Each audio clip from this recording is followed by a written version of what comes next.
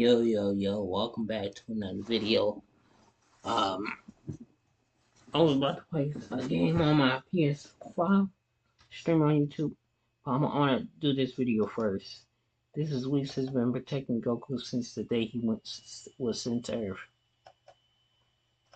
Hey guys, what's up? Here is Max. Dragon Ball Z Battle of the Gods was the first time we heard about the Gods of Destructions. The first god that appeared in this series was BEERUS, along with his assistant Whis. And as we saw in the movie itself and later in the Dragon Ball Super series, Whis basically does whatever BEERUS tells him to do. But at the same time, he's also a supervisor and master of the Destroyer. This role of an angel as does it all works in all universes, as for example, when Champa sent his angel Vados to destroy a planet and she obeyed.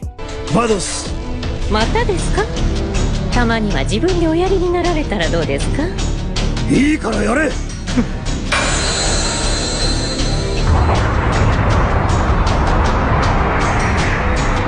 Another example of this was with BEERUS and Whis himself, when the Destroyer allowed Whis to travel through time to give Goku a chance to defeat Frieza before he blew himself up to Earth. But are angels really as obedient to the gods of destruction as we imagine? In today's video, I'm bringing you a theory that can completely change the way you see the story of Dragon Ball. Curious to know? Well, stay connected to the channel and let's go to the video.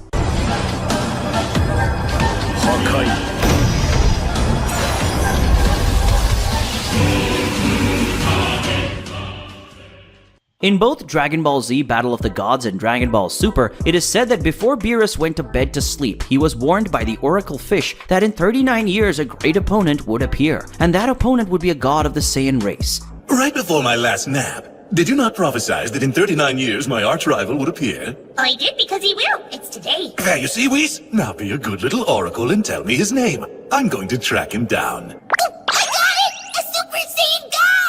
The Super Saiyan God, a rival as strong as BEERUS himself. BEERUS was anxious to meet this Super Saiyan God, but as BEERUS is the laziest cat in the universe, and the supposed emergence of the Super Saiyan God would only happen in 35 years, he decided to just sleep until then. But he set his alarm clock to wake up at the moment when the Super Saiyan God was supposed to appear. And it is in this moment of his long sleep of BEERUS that our theory begins. It could be that after BEERUS fell asleep, Whis may have sought to find out about the Saiyans, since one of the angels' functions. In addition to training the gods and supervising them, it also is to look for a successor to them so that the universe is in harmony, constant balance. A proof of this is that when Vegeta asks Whis to train him, Whis said he would accept on the condition that Vegeta would become a god of destruction, and only when Vegeta accepts that the angel took him to train. Whis, having a mind that one of his functions is find a successor to BEERUS and that an opponent as strong as the Destroyer would appear, he decided to observe the Saiyan race and see who this warrior would be. But Frieza ended up exterminating almost the entire Saiyan race, leaving just few of them, and one of those few was Kakarot, who would later become Goku, who was sent to Earth. When BEERUS finally wakes up, he raises some questions about who the Super Saiyan God is and asks Whis about it. The angel quickly searches that magic staff looking for Super Saiyan God. He doesn't find anything in the universe with that nomenclature. But I've checked, my lord.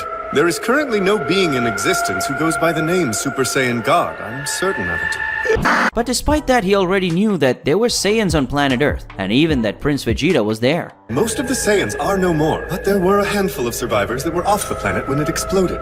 Incidentally, the King's son Prince Vegeta was among them. Another scene that will help us build this theory is the one where BEERUS is in the shower. In this scene, BEERUS is talking to Whis until the subject comes to Emperor Frieza, and that's where the angel reveals that Frieza was defeated by a Saiyan from another planet, using a new transformation called Super Saiyan. But the funny thing about this line is that Goku was not on Earth, but on the planet of King Kai. So think about it. If Whis really managed to find information about any person or race in the universe on that magic staff, he would certainly have found information about Broly in that scene. Because when BEERUS asks where all the surviving Saiyans were, Whis at least should have mentioned Broly, Paragus, and Tarbell. But he only mentioned the Saiyans who were on planet Earth, and Goku who was on another planet at the time. All Saiyans were relevant and had a chance to be the Super Saiyan God, but Whis still left 3 Super Saiyan God candidates out of BEERUS' knowledge. Why? The first option is that Whis deliberately decided to hide the existence of the other Saiyans from BEERUS,